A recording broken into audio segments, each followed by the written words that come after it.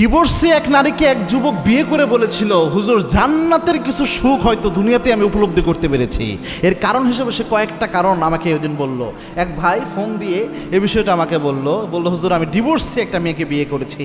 আমার নিয়ত ছিল আল্লাহর হাবিব সাল্লাল্লাহু আলাইহি সাল্লাম 25 বছরে যখন বিয়ে করেছেন মা খাদিজাতুল কুবরা, তিনি তো মূলত ডিভোর্সে ছিলেন না, তার স্বামী মারা গিয়েছিল, পূর্বের স্বামী, কিন্তু বিধবা বিয়ে করেছিলেন। তো আমি চিন্তা করেছিলাম আমার তেমন কোনো আমল থাক বা না থাক, যেহেতু অনেক নারী অনেক সময় ডিভোর্সের শিকার হয়, যার কারণে আমি বিয়েটা করব, একজন ডিভোর্সি নারীকে বিয়ে করব। এটা তার একটা প্ল্যান ছিল, এটা তার খাস কোনো ইচ্ছা থাকতে পারে আল্লাহর কাছে। সে বলছে আমি বিয়ে করে আমি কোনোভাবে অসন্তুষ্ট না, আল্লাহ রাব্বুল আলামিন আমার নিয়তের কারণে এমন একজন স্ত্রী আমাকে জুটিয়েছে যে স্ত্রীর মধ্যে কয়েকটা গুণ রয়েছে এবং এই গুণটা আমাকে অভিভূত করেছে। তখন আমি বুঝলাম রাসূল সাল্লাল্লাহু আলাইহি ওয়াসাল্লামের একটা হাদিস আমার মনে পড়লো, তার সামনে আমি এটা উল্লেখ করলাম, পাশাপাশি গুণগুলো আপনাদের বলছি। আল্লাহর হাবিব সাল্লাল্লাহু আলাইহি ওয়াসাল্লাম 1450 বছর আগে বলেছেন, 4টা জিনিস দেখে ন্যাচারালি বিয়ে করা হয়।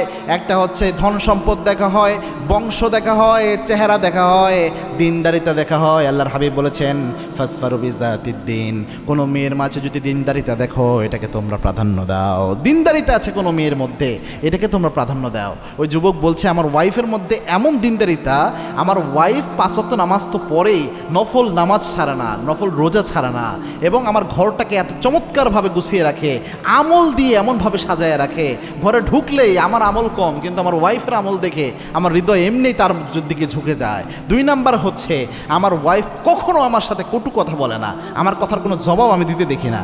কারণ হয়তোবা আমার ওয়াইফ একটা স্বামী থেকে সে যেহেতু ছিন্ন হয়েছে, তার মনে এই ভয় রয়েছে, সে বুঝতে পেরেছে যে স্বামী ছাড়া একজন নারী এই পৃথিবীতে কতটা অসহায়। একজন মেয়ের যখন স্বামী হারা হয়ে যায়, একজন মেয়ে যখন স্বামী থাকে না, এই পৃথিবীটা তার জন্য যতটা কঠিন হয় দুনিয়ার আর কারো জন্য এতটা কঠিন হয় না। একটা মেয়ের সতীত্বে যখন ডিভোর্স নামক দাগ লেগে যায়, ওই মেয়ের যতটা ক্ষতি হয় এই পৃথিবীতে কারো এত বড় ক্ষতি হয় না। এটা বুঝতে পেরে ওই মেয়েটা বুঝতে পেরেছে এই স্বামীর গুরুত্ব কত বেশি। এই জন্য স্বামী যখন রেগে যায় কখনো মুখের উপর সে আর জবাব দেয় না। ওই ভাই বলছে এই বৈশিষ্ট্যটা এখন সচরাচর পাওয়া যায় না। এই 2টা গুণ বিশেষ করে আমাকে এই প্রশান্তিটা দিয়েছে, আমি মানসিকভাবে কখনো অশান্তিতে ভুগি না।